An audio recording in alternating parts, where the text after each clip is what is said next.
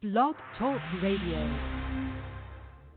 Era noaptea târziu, It was very late at night. stăteam pe o piatră afară. I was sitting outside on a rock. Lui Stan i-am arătat piatra că nu a fost la mine. As Stan said, I showed him the rock when he came to my home. Acolo stam și mă gândeam ce am făcut eu. And I was just thinking, what did I do? Plângeam să nu mă vadă I familia. was crying so my family wouldn't see me. Deodată am văzut că vine o lumină spre mine. And all of a sudden I saw a light coming towards me. Când am văzut lumina, am crezut că e o mașină. When I saw the light, I thought it was a car. În Italia și în România m-au urmărit cu mașina să mă omoare. Because in Romania and in Italy, they always try to run me over with cars. Că au venit după mine și aici. So I thought they found me here too. Dar nu a fost mașină. But it was not a car. Că lumina m-a cucerit. The light surrounded me. Și din lumina am auzit aceeași voce. And out of the light, I heard the same voice. Era același înger. It was the same angel. Dumitru, de ce ești tu disperat? Dimitri, why are you so despaired? De ce m-ai pedepsit așa de tare? Why'd you punish me so harshly? Ce am făcut eu? What did I do? Ce nu mă lăsa pe mine în pușcărie? Why couldn't you let me stay in prison? Familia avea unii să stea. So my family would have had a home. Zic, eu n-am unii îmi pleca acasă. I don't have a bed to let my head down De on. ce m-ai adus aici? Why was I brought here? Dumitru, te-am adus aici că țara asta va... Dimitri, I brought you to this country because this country will Ce burn. m-ai adus să mă ard aici și nu m-ai lăsat să mor în pușcărie în țara mea? So why'd you bring me here to burn? Why didn't you let me die in jail in my own country? Dumitru, taci. He said, Dimitri, be quiet.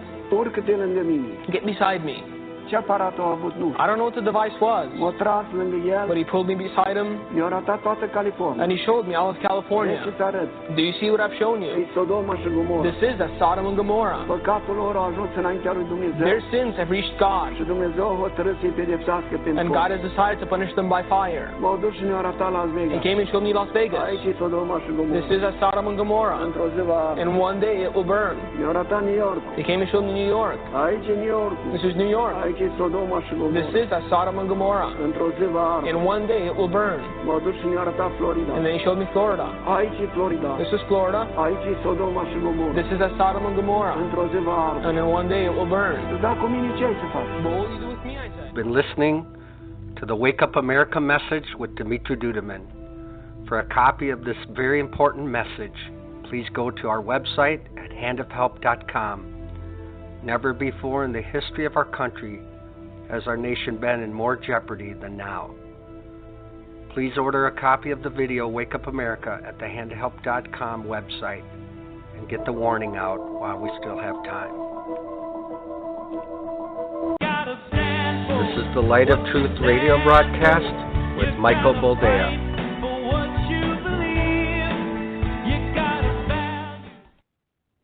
All right, welcome to the program and thank you for joining us. This is the Light of Truth radio broadcast. I am your host, Michael Boldea, and we are so close to live, we might as well be live. It is June the 20th, 2019. We are recording this, but only a couple hours before the program is due to air, because that way I can go home and be with my kids. So all the news of the day will be covered because, like I said, we are so close to live, we might as well be live. Anyway, it's been an eventful week, has it not? Donald Trump has confirmed that he will run for re-election in 2020. All the news outlets in the United States of America are trying to pretend as though the rally wasn't the size that it was. They're trying not to cover that at all because they realize that something is off with their polling. The optics of this thing is just ridiculous. You have Joe Biden, talking to a group of 12 people, including his staff, and you have Donald Trump overflowing an arena that sat, 25,000, and there were requests for 100,000 people to come and attend. And it wasn't as though they were handing out free cookies and ice cream. It wasn't as though everybody was getting a free Donald Trump hat or everybody was getting, $500 gift certificates to Walmart. People actually stood in line 40 hours in advance, in Florida, mind you. We're not talking about, mild weather. It was brutally hot, brutally humid, then it thunderstormed, and through it all, people stood there. Because whether you love them or hate them, there is a very sizable component of this nation that does love this president. And the other side can't wrap their minds around it. So they're trying to minimize and mitigate his influence. They're trying to minimize and mitigate his impact. They're trying to minimize and mitigate even his crowd sizes. It's getting so childish. It's buffoonery at its best, and it shows in the fact that the viewership of these news channels is sinking faster than the Titanic after it hit an iceberg. It's fun to watch the desperation on these people's faces because they beat the dead Russian horse for 2 years. The thing was dust. There wasn't even a hip bone left, and they still beat at it until people started getting a clue that, hey, the Mueller report came out and there was nothing. The Senate inquiry found nothing. The congressional inquiry found nothing. Maybe there was nothing to be found. Maybe this guy just loves his country and wants the best for it and decided, hey, what this country needs is me as president. Now, there have been days when I've been impressed, to be perfectly honest with you. I didn't think he could hack it. I didn't think he could do the job, and yet I was proven wrong time and again. So I'm very happy to be proven wrong in this situation. Now, the second biggest story of the week, next to Donald Trump announcing that he was going to run for re-election of President of these United States in 2020, is the fact that the Iranians are getting itchy trigger fingers. And this could blow up 10 ways from Sunday because right now, as it stands, even the Russians have gotten into the mix, warning the Americans not to be too hasty, not to overreact, because what happened, and we're going to get into it, because, international affairs matter. I understand that this is Homosexual Pride Month, and we should be talking about all things homosexual all the time. But you know what? I'm sorry. There's no continuity of species with it. It will die off. This is, again, I get distracted. This is why they're trying to get the kids. This is why they're trying to push acceptance and validation of this monstrous aberration. This just. I read it this morning, and I have 2 daughters. One's 5 and one's 2. And now I can't let them watch cartoons when they get older because apparently My Little Pony has gotten in on the homosexual act and has featured, apparently for the first time ever, same-sex pony couples. I know. You don't care if you don't have kids. But I do, because if it starts here, then it's going to metastasize. It's going to spread. It's a cancer. You have trannies or transsexuals, so that I don't get labeled as a misgenderer or as a, transphobe or some ridiculous thing, reading storytime books to toddlers. You have elementary school and kindergarten school teachers taking it as their own responsibility to tell children that there's no such things as boys and girls. And there's kids coming home crying saying, my teacher said there's no such thing as boy and girl. I'm a girl, aren't I, mama? I mean, you know what? If somebody did that to one of my daughters and one of my daughters came home and told me that happened, there might be a very real possibility of a need for a restraining order. Because trying to confuse, indoctrinate, and propagandize a 5, 6, 7, 8-year-old is beyond dastardly. It's beyond grotesque. Anybody who attempts that needs to be beaten within an inch of their life, especially if they're trusted with educating children. But was it in Connecticut? A church.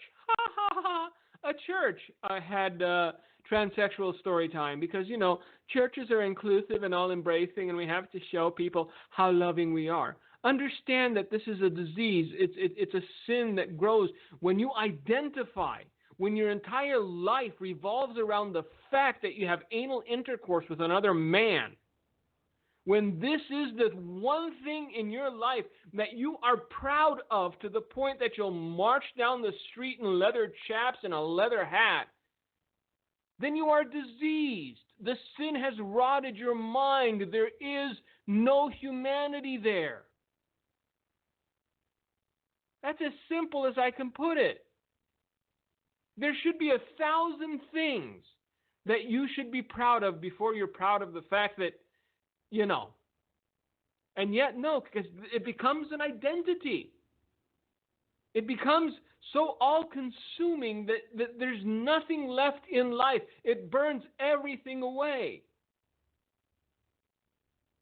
And all that's left is that identity of homosexual.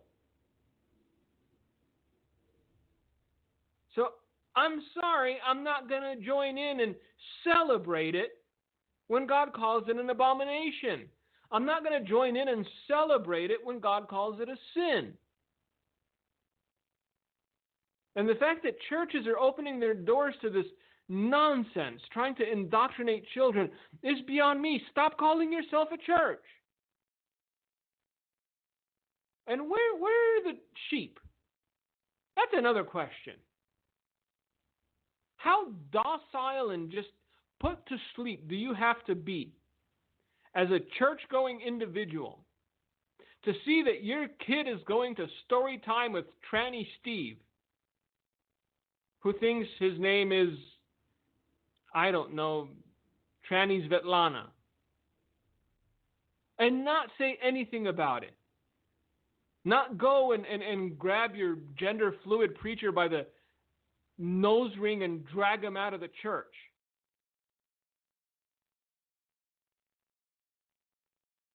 Again, we come back to this. If you want to say that judgment is undeserved, then you're not looking at the situation objectively. If you want to say that judgment is undeserved, then you're still looking at this nation through eyes of, you know, patriotism, I guess. Because the reality is dark and sinister. The reality is sad and grotesque. Look, I just read an article. We're going to get back to Iran trying to pick a fight. It's not going anywhere. It's basically the decision's going to be this. Either the Iranians are going to see the folly of their ways and blame one guy for pushing a button, which they'll probably hang in a town square, or they're going to try to, you know, flex their muscle and see if there's any testosterone left, and Donald Trump will likely blanket bomb a portion of Iran. So it shouldn't be a protracted war unless the war hawks decide to go a different route. But we're going to get into it. It's important. It's one of the signs of the times. And the fact that the Russians are already warning the Americans not to overreact and not to escalate is kind of troubling. But in case you needed more, because we're still in that stage. I get a lot of correspondence from people. Do you really think it's that bad? I mean, have we really reached Sodom and Gomorrah proportions? You know, do you really think? Look, in Soldotna, Alaska, of all places. We're not California, not Oregon, not, I don't know, Seattle, Washington. Soldotna, Alaska. A satanic temple member who won the right to open a regional Alaska government meeting declared "Hail Satan" during her first invocation, prompting about a dozen officials and attendees to walk out. This is what we've come to. In Alaska, a confused young woman who needs to be beaten and put to work rather than to suckle at the teat of government and experiment with Satanism, decided that she would open a regional Alaska government meeting declaring "Hail Satan." So a dozen officials and attendees walked out. Tuesday's invocation that started the meeting of the Kenai Peninsula Borough also spurred a protest outside the Southern Alaska Borough's administration building that drew 40 people. Protesters held signs saying reject Satan and his works and know Jesus and his love. Amen. And again, if there's a bright spot, if there's a silver lining, it's the fact that there are still people out there that are willing to put themselves, I wouldn't say in harm's way, because, have you ever been punched by a limp wrist? It doesn't hurt that much. But who go out there and who put themselves in a position where they'll be mocked and ridiculed, who still stand up for truth. There's still people out there who are willing to say, hey, this is insane. It's wrong. Even objectively speaking, it's wrong. Because we're not talking about atheists. We're not talking about the, well, there is no superior power.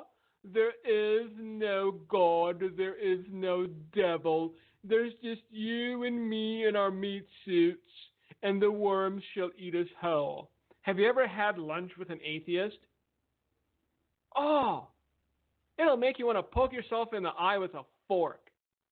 The saddest people on the planet. But see, this wasn't an atheist. This was actually a Satanist. This is a full-blown Satanist that was allowed to come up and give an invocation. Because nobody in Alaska apparently put two and two together and realized, hey, if a Satanist comes up here, they're probably going to try to paint Satan in a good light. Maybe we should say nay. You can still say no to stupid things. For now, at least, in this country. I don't know for how much longer. But for now, you can still say no. I understand the up-and-coming generation is spoiled out of their minds. Nobody's ever said no to them. And if somebody does, they have an aneurysm and go off in a corner and suck their thumb. But that's not my problem. Somebody should be wise enough to say no. So Iris Fontana is her name. And during her invocation, she said, that which will not bend must break, and that which can be destroyed by truth should never be spared as demise. It is done, hail Satan. So basically she's retarded. That's what it boils down to. Because what she's saying in a veiled way is that if Christians won't embrace Satanism now, which, you know what? I'm not putting it past the church to say, we're supposed to be inclusive and loving. We're supposed to embrace everybody.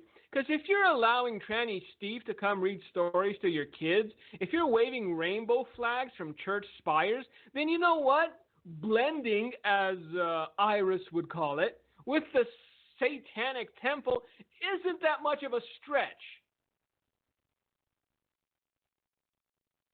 But when he returns, will the Son of Man find faith on the earth? I'm back to that again this week.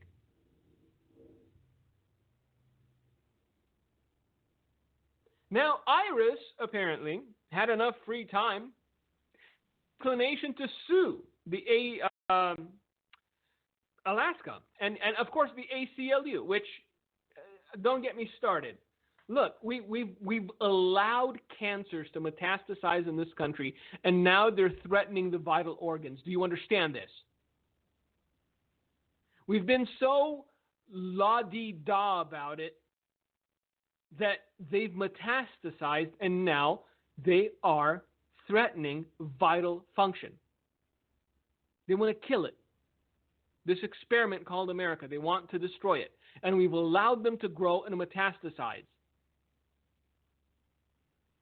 Iris was among the plaintiffs in the lawsuit litigated by the ACLU of Alaska against the borough after it approved the 2016 policy saying that people who wanted to give the invocations at the government body's meeting had to belong to official organizations with an established presence on the Kenai Peninsula, which lies 75 miles south of Anchorage. So, if a tsunami wipes away Kenai Peninsula, it was Iris's fault. I jest in part, because there's only so much God can take. There's only so much God will allow before the cup of his wrath pours out.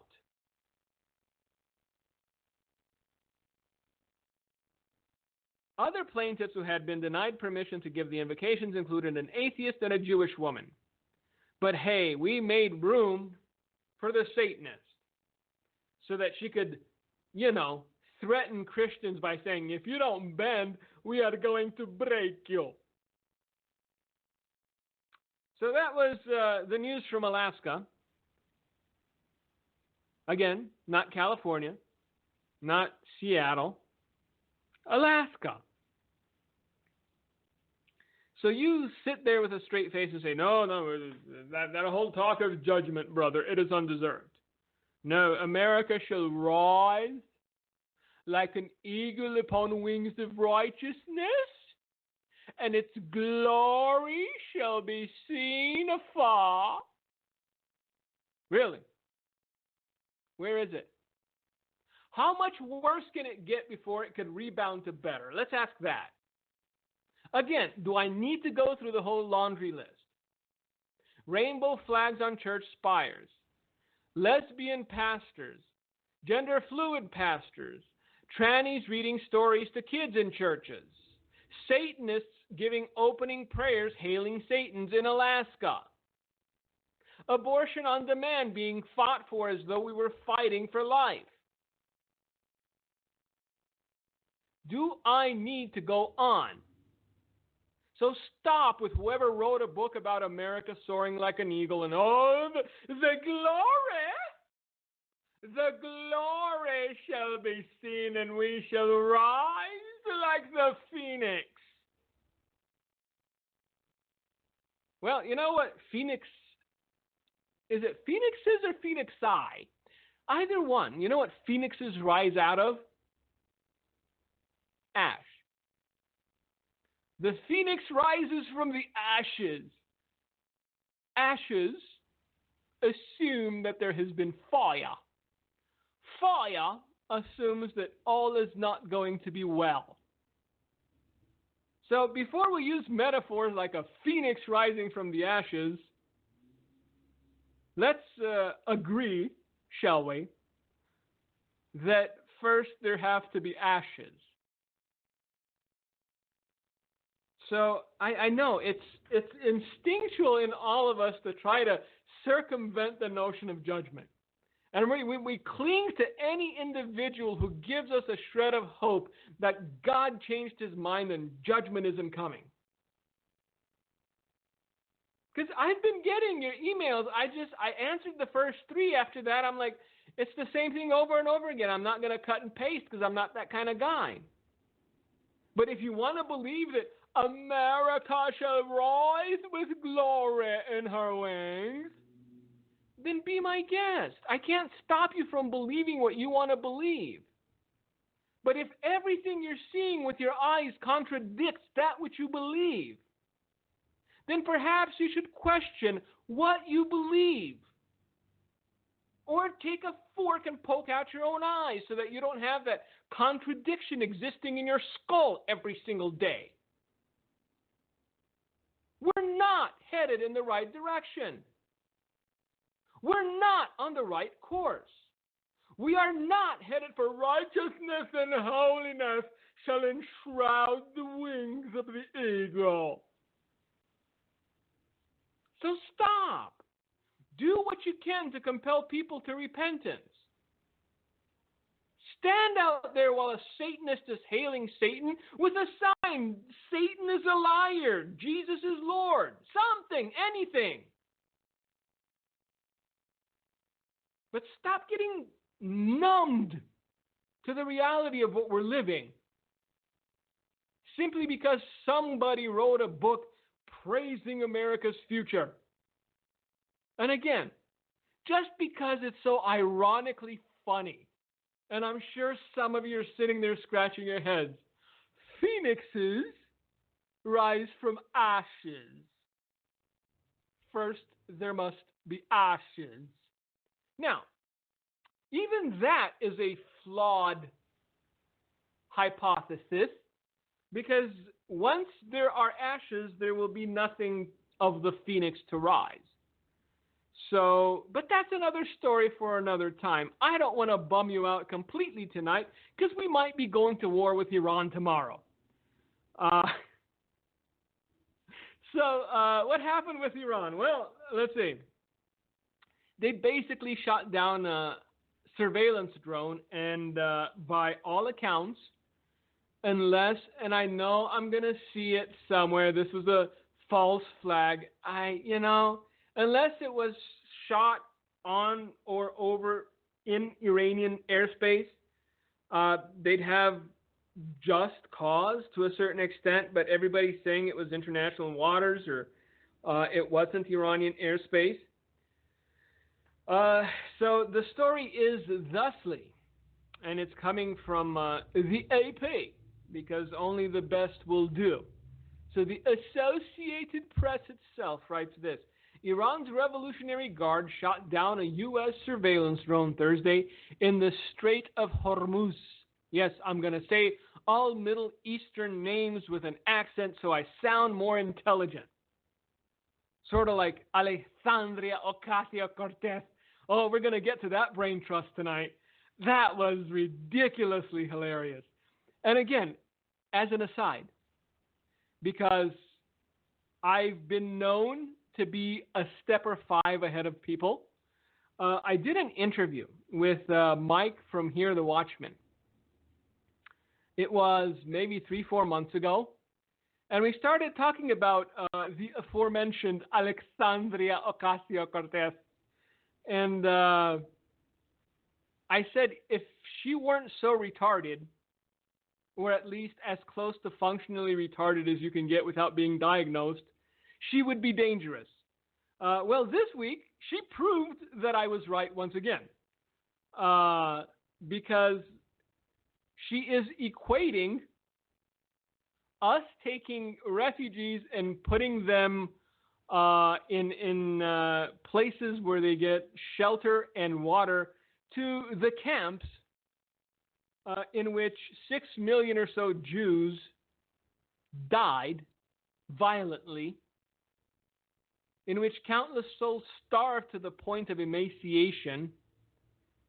And she is accusing the U.S. government of running concentration camps. So I was right. Again, if she was halfway smart, she'd be dangerous, because she would be a younger version of Bernie Sanders. And, Bernie's craziness turns off a lot of people. But they still like the notion of free stuff. I mean, if Bernie wasn't talking free stuff, he'd be in a padded room right now. People would look at Bernie and go, that crazy guy with the ketchup on his shirt, what's he rambling on about? But see, it's the selfishness of human nature that goes, oh, he said free. Let's listen to the old crazy man. What is he saying about free? Free college, and free healthcare, and free housing, and free money. How do we get all these things? Oh, by voting Bernie. Yeah, that should wake you up in a cold sweat. President Bernard Sanders. But hey, everything will be free. Technically, because, you'll be taxed at 90%. But hey, it's still free, right? Wink, wink, nod. All right, back to Iran shoots down surveillance drone because, it is. It's important because this could turn bad very quickly. There's very little risk of it coming to our shores except for the odd jihadi, as George Bush used to call him. One jihadi, two jihadis. And if they happen to start detonating themselves in U.S. cities, I would wager that they crossed some southern border at some time in the last 2 years. Blame who you will. I'm not telling you what to do. because it's not my job to tell you what to do. My job is to tell you what is happening. So I'm not telling you who to blame, but, you know, border could have been sealed a long time ago if not for the politicking. Speaking of which, Fat Jerry Nadler in between donut runs is still out to get his nemesis. Man, that hate runs deep, son, as the kids like to say. Jerry Nadler's still trying to pin something on Donald Trump. He's having another congressional hearing. It's like the 113th one. But I'm all over the place. Let's get back to Iran. I don't want to get into it because it's depressing. It's depressing. Either they know something we don't, and they want to pick a fight, or some guy's about to get beheaded with a flaming sword because he pushed the button a little too soon. So, again, the story from the Associated Press says thusly: Iran's Revolutionary Guard shot down a U.S. surveillance drone Thursday, which is today, in the Strait of Hormuz, marking the first time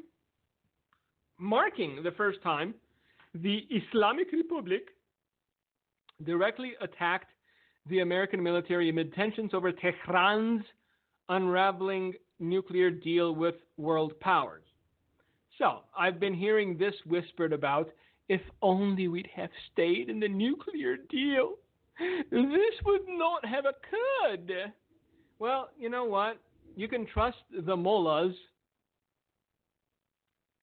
about as much or as far as you can throw them into a vat of bacon grease, which means not at all.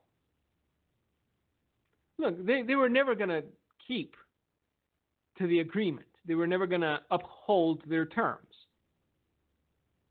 Their desire, intent, mission in life, their only dream and fantasy is the destruction of the big Satan and the little Satan. And if and when they do get nuclear weapons, you will see how readily they will lob them at America and at Israel. These are the two nations that they deem to be the big Satan and the little Satan. So let's not kid ourselves. Let's not, beat around the bush. Well, if we would have stayed with the Iran nuclear agreement, they would not have seen fit to, shoot down the surveillance drone. Yeah, they probably would have. So, the two countries disputed the circumstances leading up to an Iranian surface-to-air missile bringing down the U.S. Navy RQ-4A Global Hawk, an unmanned aircraft with a wingspan larger than a Boeing 737 jetliner and costing over $100 million. Now, a boss move would be to take $1 billion worth of oil from Iran as recompense for the $100 million drone and have them apologize. And, of course, summarily execute the guy who pushed the button, which they're probably going to do anyway if they don't want a war. Iran said the drone violated its territorial airspace while the U.S. called the missile fire an unprovoked attack in international airspace over the narrow mouth of the Persian Gulf, and President Donald Trump tweeted that Iran made a very big mistake. Trump later appeared to play down the incident, telling reporters in the Oval Office that he had a feeling that a general or somebody, being loose and stupid, made a mistake in shooting down the drone. I don't think that Donald Trump was playing it down. I think it was a brilliant move. He was trying to give the Iranians or the Iranians a way out, to save face. Because if it turns out that this went all the way up the chain of command and it was approved by the mullahs themselves, then we've got real problems. It means that we are on war footing with Iran. Donald Trump gave them an out. Find a guy, blame him, and say it was an accident. Otherwise, we will have very big problems, The incident immediately heightened the crisis already gripping the wider region, which is rooted in Trump withdrawing the U.S. a year ago from Iran's 2015 nuclear deal and imposing crippling new sanctions on Tehran. Yes, the sanctions are working. Iran's economy is in free fall. They're, I think it's like 37% inflation this year. So their oil isn't helping them. The sanctions are working. This is why it may have been a move born of desperation. I won't discount that. So we shall live and we shall see.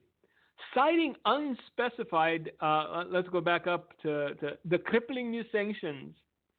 Recently, Iran quadrupled its production of low-enriched uranium to be on pace to break one of the deal's terms by next week, while threatening to raise enrichment closer to weapons-grade levels on July 7th if Europe doesn't offer a new deal. Now, because everybody in Iran either is a terrorist or knows a terrorist, they very unlikely are unfamiliar with the old adage, we do not negotiate with terrorists. What they're doing is they're attempting to blackmail or otherwise hold hostage Europe and North America by saying, if you do not give us a new deal by July 7, we will raise enrichment. So, I understand that much of Europe and much of its leadership, save for the Hungarian president and a couple other smaller countries,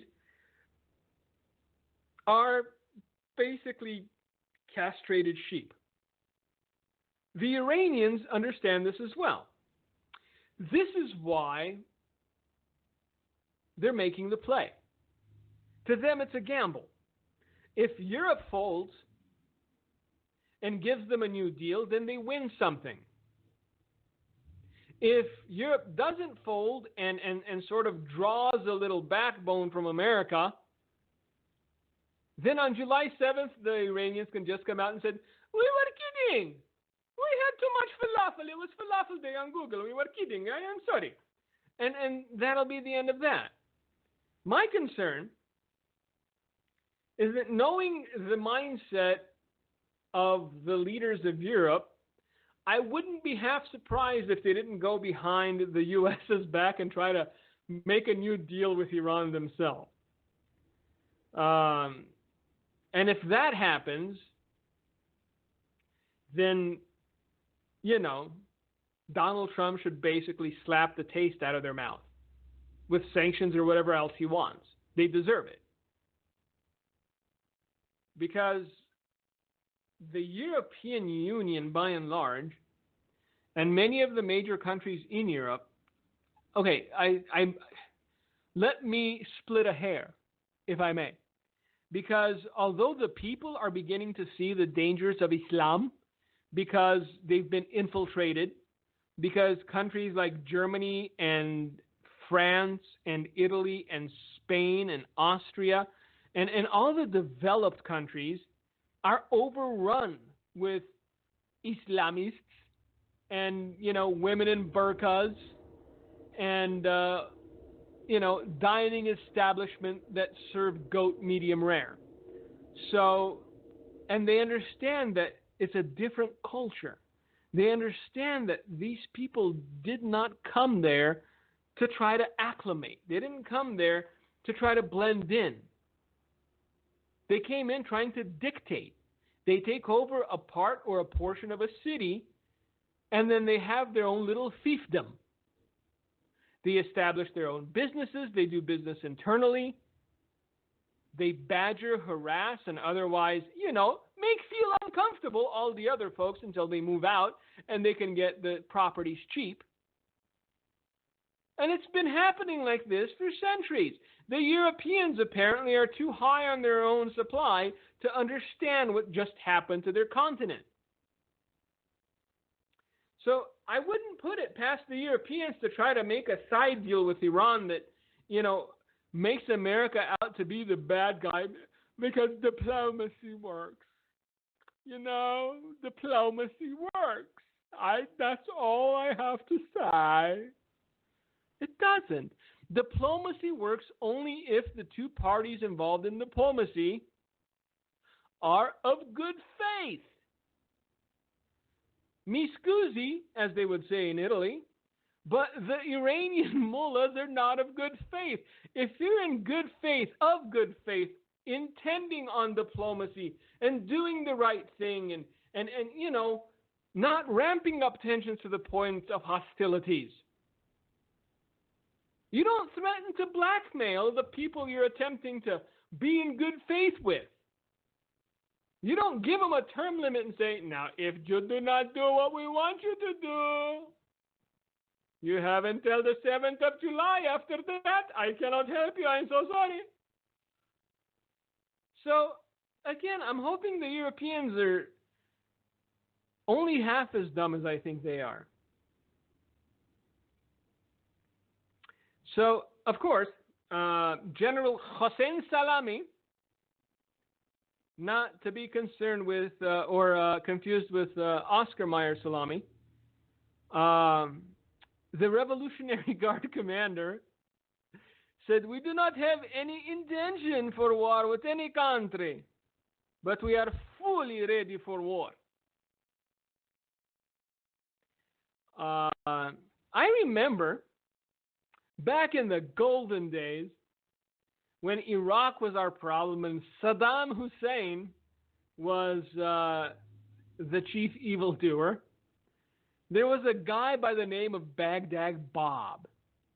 If you don't know who Baghdad Bob is, there may be video of him on YouTube. The man was hilarious because they were showing American tanks entering Baghdad.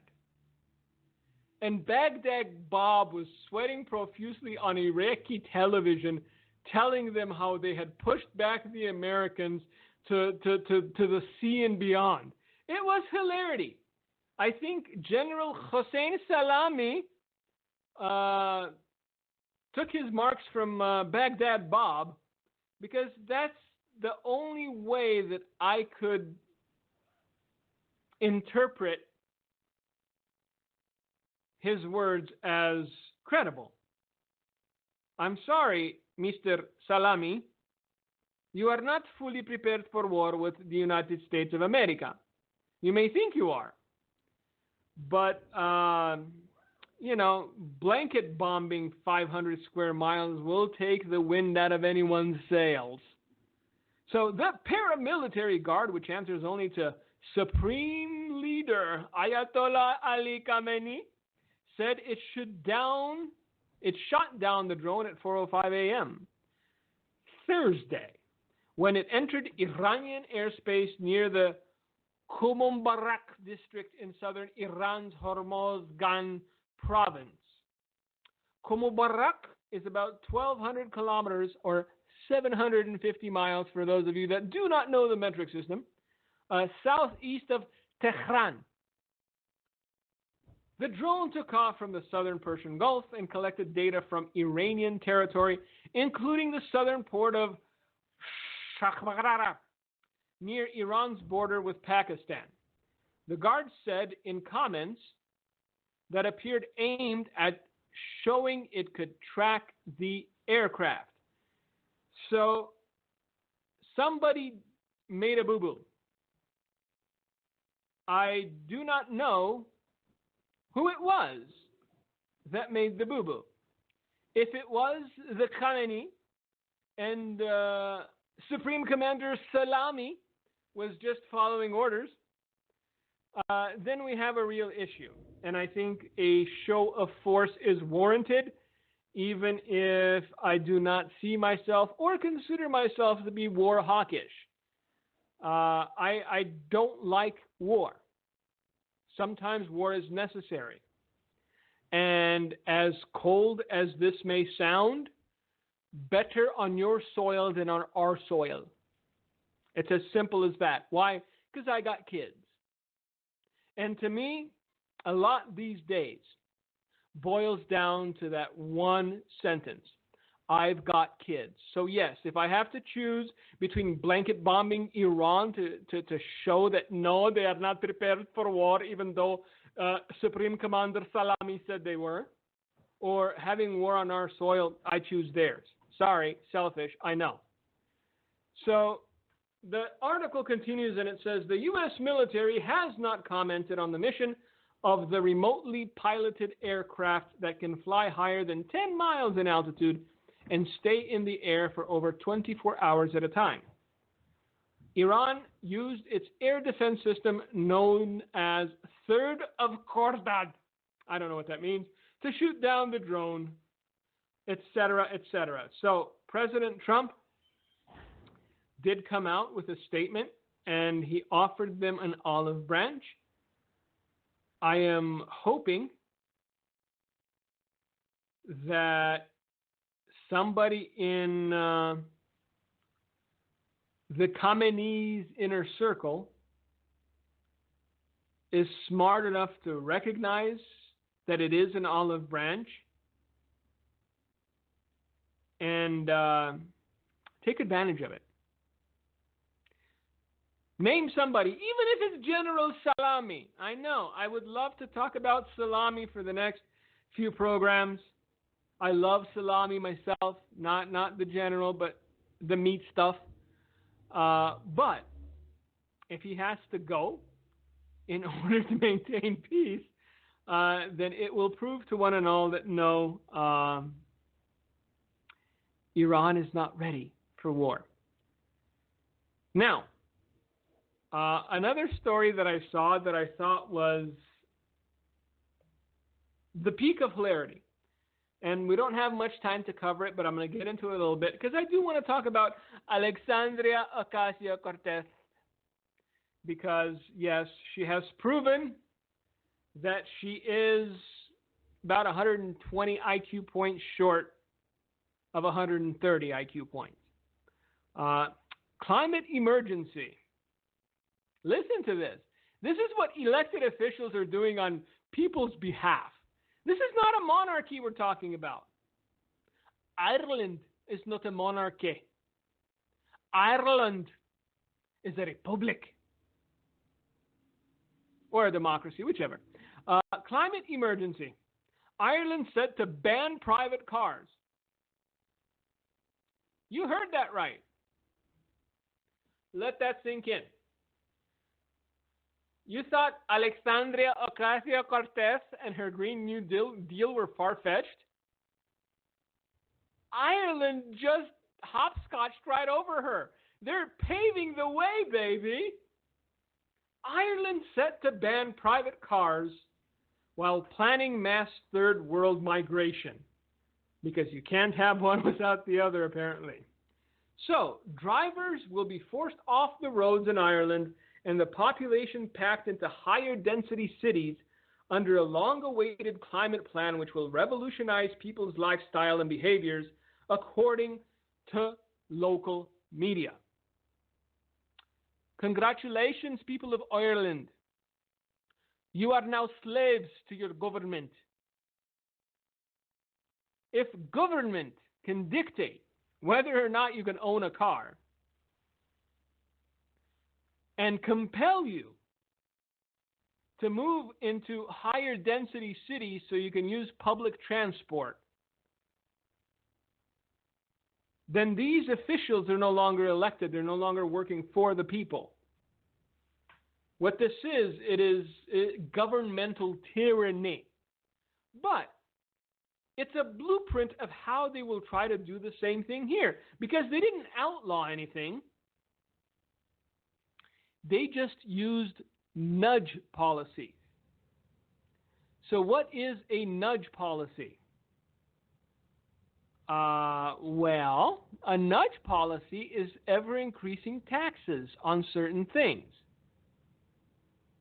See, because people still eat steak at $10 a pound. If they put a $100 tax on steak for each pound, very few people would still eat steak at $110 a pound. And that's how you get rid of the cow farts. See? It's not outlawing anything. We're not, it's just taxation. We'll call it a climate tax. And we're going to tax your cars and tax your cows. Pretty much tax anything, even air. If you collect rainwater, we're going to tax that too. And eventually there's going to be that snap where enough people are going to say, hold on a second. Who are you? Why are you dipping into my pocket every single day? Why are you limiting my choices by taxing my choices from me? Who are you? Oh, a bartender? Who got lucky to get elected to Congress and the first thing you did was cry that your salary wasn't big enough at $160,000 a year? What? You're demanding a pay raise and demanding that people don't drive their cars and demanding that they kill off their cows because of the farts? See, it has happened throughout history consistently. People get fed up with the ruling class, then they behead the ruling class. Drivers will be forced off the roads in Ireland and the population packed into high-density cities under a long-awaited climate plan which will revolutionize people's lifestyles and behaviors, according to local media. Nudge policies, such as tax hikes as well as bans and red tape outlined in the plan, will pave the way for a vibrant Ireland of zero carbon emissions by 2050, according to the government, which last year committed to boost the country's 4.7 million strong population by a further million with mass migration.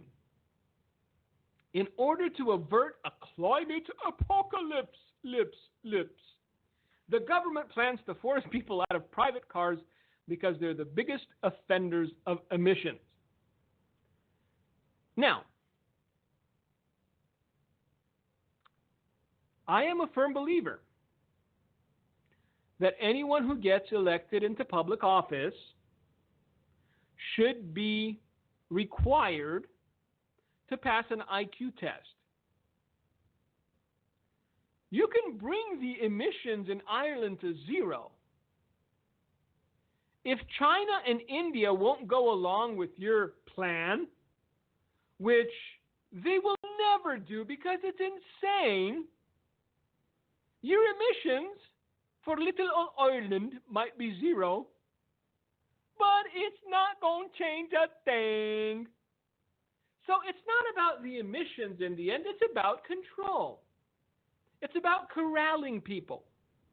It's about telling people what to do and under the guise of saving the planet, getting enough people to comply. This is beyond malicious. So, they're trying to avert a climate apocalypse. Now, isn't it surprising that every contender for the office of president on the Democratic ticket have been using much the same lingo, and they've even given us a time frame. In case you didn't know, we've got 12 years.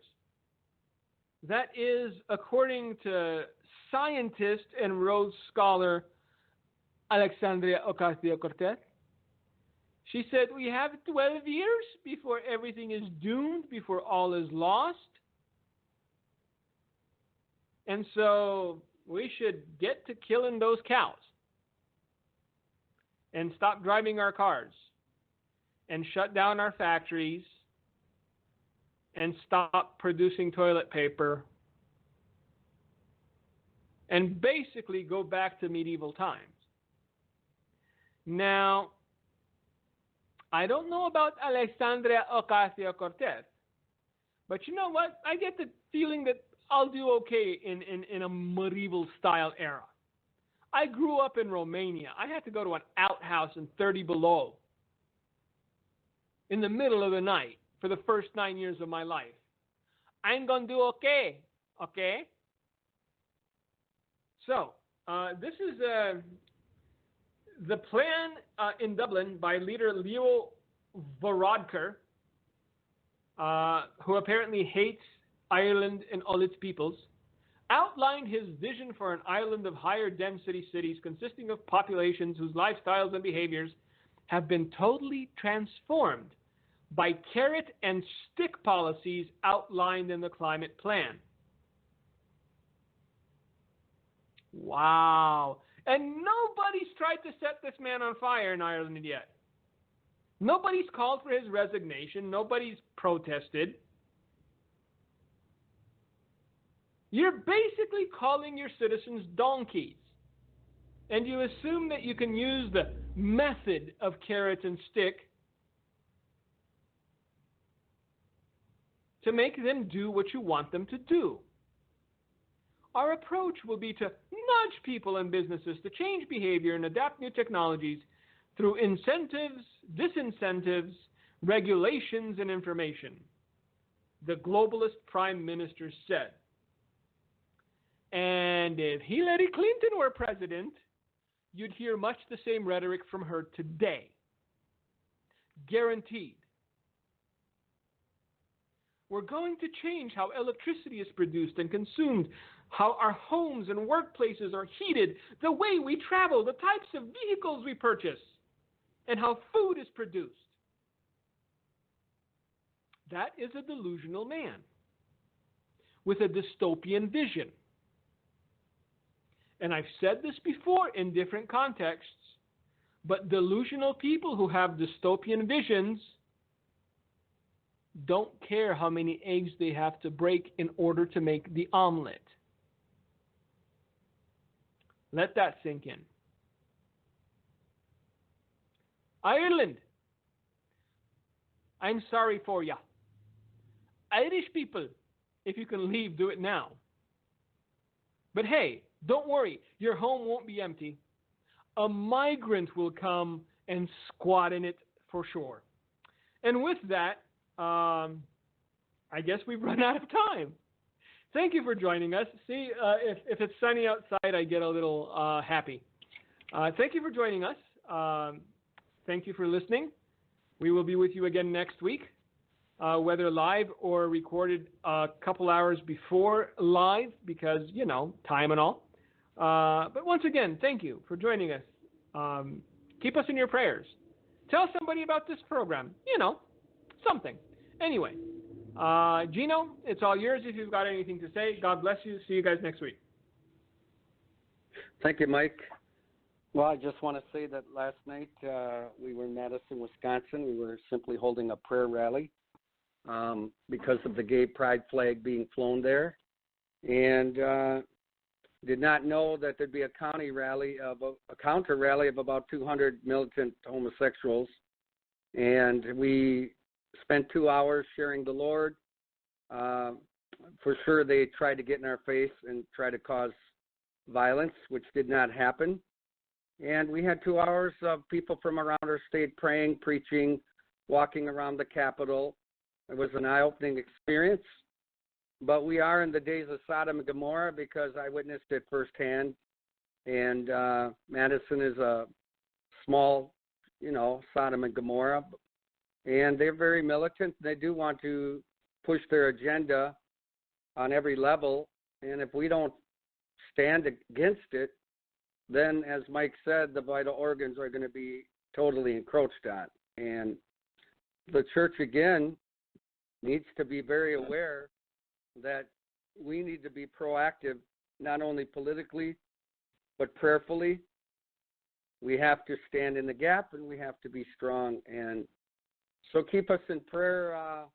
We probably will do some more prayer rallies around our state and call people to stand for what they stand for and stand for the truth. God bless you so much. Thank you for listening to today's broadcast, The Light of Truth with Michael Boldea. If you would like to order a copy of today's broadcast, please visit our website at handofhelp.com.